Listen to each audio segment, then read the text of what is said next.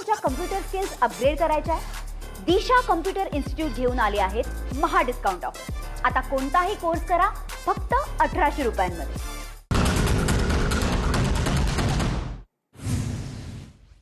बीड कारागृहात कराड गँगची दहशत पुन्हा एकदा चर्चेत. सरपंच देशमुख हत्या प्रकरणातील आरोपी सुदर्शन घुले, प्रतीक घुले आणि इतर गुन्ह्यातील आरोपी शंकर शेपकडून एका कैद्याला मारहाण.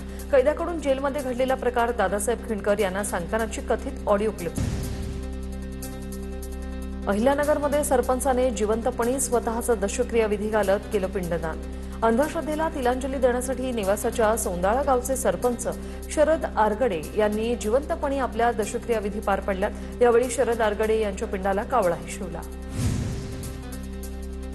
रायगड हत्याकांडात नवी माहिती समोर. अनीस मोहम्मद खान मालदार नावाच्या संशयितावर गुन्हा दाखल. फरार आरोपीने स्वतःच्या 2 वर्षाच्या मुलीची हत्या केली होती. लोणेरे हत्याकांडानं रायगड हादरलं. 24 तासात आरोपींना अटक न झाल्यास जनाक्रोश मोर्चाचा इशारा. पोलीस तपासावर प्रश्नचिन्ह उपस्थित करत नागरिकांनी आता न्याय मिळालाच पाहिजेचा नारा दिलाय. नाशिकच्या पंचवटी अत्याचार प्रकरणातील आरोपीला 5 दिवसांची पोलीस कोठडी. दारू सिगरेट पाजून तरुणीवर अत्याचार केले होते. कोल्हापूरच्या गडमुडशिंगीमधील व्याजाने दिलेल्या पैशाच्या वसुलीसाठी महिलेवर अत्याचाराचं प्रकरण. संबंधित खासगी सावकाराने आणखी महिलांची अशीच फसवणूक केल्याची पीडित महिलेची माहिती. आरोपीकडे 200 ते 300 अश्लील व्हिडिओ असल्याचा या महिलेचा. नाशिक जिल्ह्याच्या उत्तर पूर्व भागात अवकाळी पाऊस आणि गारपीट. येवल्यात कांदा शेती उद्ध्वस्त. कुसुरो, कुसमाडी, अंकाई, नायगाभाण या भागात शेकडो हेक्टर कांदा शेतीचं नुकसान. शेतकरी संकटात.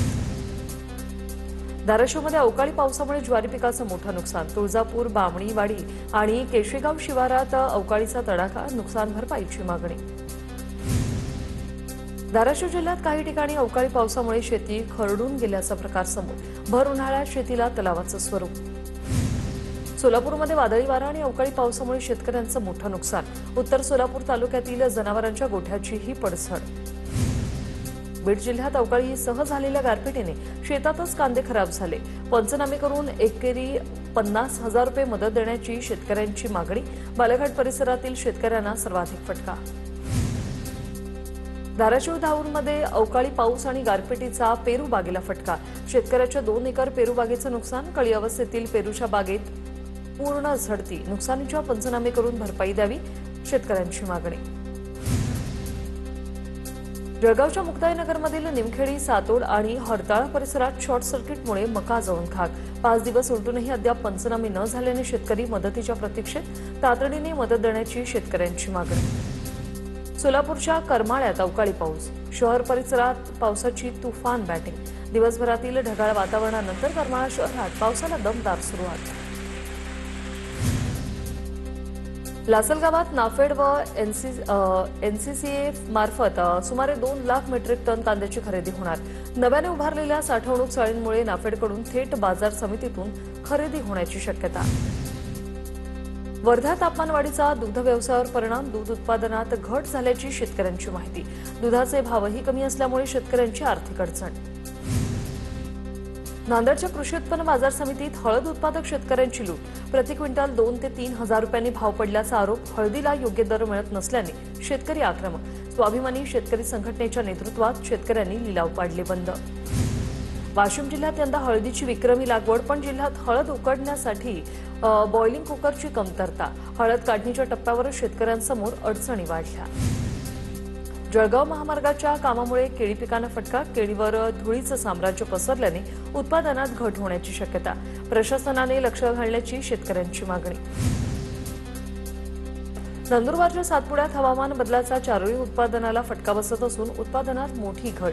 तर बाजारात दर तेजीत, पण जंगलात उत्पादन घटल्याने चिंता वाढली. नागपूरसह पूर्व विदर्भात युरिया खताच्या गैरव्यवहारावर कृषी विभाग ॲक्शन मोडमध्ये. पीओएस मशीनवर नोंद न करता खत विक्री करणाऱ्या 183 विक्रेत्यांना नोटीस. तर 43 जणांवर निलंबनाची कारवाई. जळगाव जिल्ह्यात शेतीकामासाठी मजूर मिळत नसल्याने शेतकरी चिंतेत. शेतकरी कुटुंबाला स्वतः शेतात काम करण्याची वेळ. मशिनरीचा वापर करावा लागत असल्याने शेतकऱ्यांवर आर्थिक अधिक खर्च पडतोय. अमरावतीत धान्य घोटाळ्यातील 6 रेशन दुकानांवर टाच, 6 दुकानाचं प्राधिकरण पत्रच रद्द. जिल्हा पुरवठा अधिकाऱ्याचे आदेश. आयोद्वारा 3,874 क्विंटल अतिरिक्त धान्य वाटप करण्यात आलं होतं.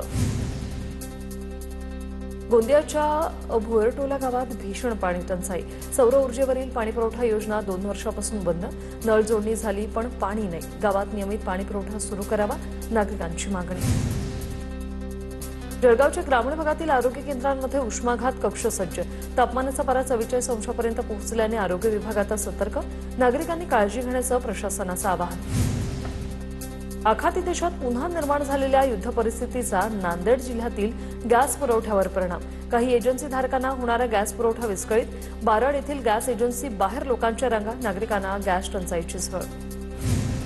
नागपुरात अर्धा उन्हाळा संपला तरी सिग्नलवर सावलीसाठी ग्रीन नेट लागले नसल्याचं समोर. दरम्यान उन्हाळा संपण्याच्या मार्गावर असताना ग्रीन नेट लावण्याचं कंत्राट. स्थायी समितीकडून 18 सिग्नलवर ग्रीन नेटसाठी 65 लाखांच्या निधीला मंजुरी. नंदुरबारमध्ये तापमान 43 अंशावर पोहोचलं. तापमान वाढल्यामुळे विजेची मागणीही वाढली.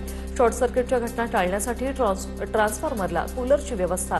ट्रान्सफॉर्मरचे तापमान नियंत्रित ठेवण्यासाठी महावितरणकडून कूलरची व्यवस्था. लातूरमध्ये उष्माघातामुळे वृद्ध शेतकऱ्याचा मृत्यू. लक्ष्मण भंडारे यांना अचानक भोवळ आली. शरीरातील पाणी कमी झाल्याने घसा कोरडा पडला. काही वेळानंतर शेतकऱ्याला डॉक्टरांनी मृत घोषित केलं. रत्नागिरीचा संपूर्ण कोकणात उन्हासोबत आर्द्रतेचा देखील फटका. कोकणवासीय हैराण. कोकणात उन्हाची तीव्रता दिवसेंदिवस वाढते. चंद्रपूर जिल्ह्यात तापमान वाढलं. एप्रिल महिन्याच्या अखेरीस तापमानाने उच्चांक गाठला. वाढलेल्या उष्णतेमुळे जिल्ह्यातील शाळांच्या वेळाही बदलल्या. शाळांचे वेळापत्रक बदलून त्या सकाळी 11 वाजेपर्यंतच घेण्याचे जिल्हाधिकाऱ्यांचे आदेश. अमरावती जिल्ह्यातील उष्णतेच्या लाटेमुळे शाळेच्या वेळेत बदल. सर्व शाळा, अंगणवाडी आणि नर्सरी सकाळी 7 ते 10 पर्यंत सुरू राहणार. हे आदेश 30 एप्रिलपर्यंत लागू राहतील. नाशिकच्या वडगाव सिन्नर येथे वहिवाट रस्ता खुला न केल्याने ग्रामस्थांचे तहसील कार्यालयासमोर बेमुदत उपोषण सुरू. कोर्टाने रस्ता खुला करण्याचे आदेश देऊनही प्रशासनाकडून अंमलबजावणी करण्याला विलंब. राहुरी विधानसभा पोटनिवडणुकीसाठी गुरुवारी मतदान. 374 मतदान केंद्रावर पार पडणार मतदानाची प्रक्रिया. प्रशासन सज्ज. 3,33,543 मतदार बजावणार मतदानाचा हक्क. नंदुरबारमध्ये 67 ग्रामपंचायतीतील 80 जागांसाठी निवडणूक. पोटनिवडणुकीच्या प्रचार शिगेला 28ला मतदान तर 29ला मतमोजणी होईल. ग्रामीण भागातील राजकारण चांगलंच तापलंय. रत्नागिरीच्या संगमेश्वरमध्ये परदेशी महिलेने बनावट कागदपत्रांद्वारे मतदान केल्याचं समोर. या प्रकरणाने संपूर्ण जिल्ह्यात खळबळ उडाली. प्रशासनाच्या सुरक्षेवर मोठं प्रश्नचिन्ह उपस्थित. जालना जिल्ह्यात आरटी प्रवेशासाठी 30 एप्रिलपर्यंत मुदतवाढ. 5,200 ऑनलाईन अर्जापैकी 2,289 जागेवर प्रवेश देण्यात येणार. जिल्ह्यात 286 शाळांमध्ये प्रवेश प्रक्रिया राबवली जाईल. जळगावच्या वरणगावात कमी दाबाने वीज पुरवठा होत असल्याने पाणी टंचाई. मंत्री गिरीश महाजन आणि प्रशासनाने लक्ष देण्याची नगराध्यक्ष सुनील काळेंची मागणी. बदलापूर नगरपालिकेच्या सर्वसाधारण सभेत राडा.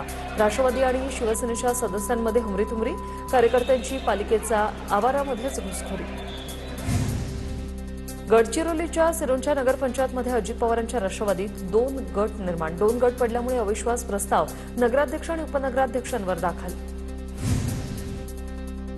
छत्रपती संभाजीनगरमध्ये काँग्रेस विरोधात भाजप महिला आक्रमक. राहुल गांधींची प्रतिमा जळत. भाजपकडून निषेध. महिला आरक्षण विधेयकाला विरोध केल्याने भाजप आक्रमक. हातावर काळ्या फिती बांधत निषेध.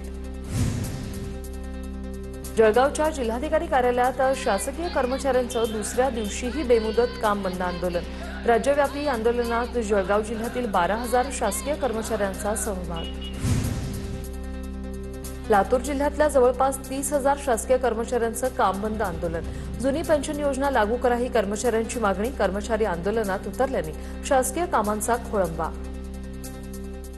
मला तुमच्या कम्प्युटर स्किल्स अपग्रेड करायच्या आहे?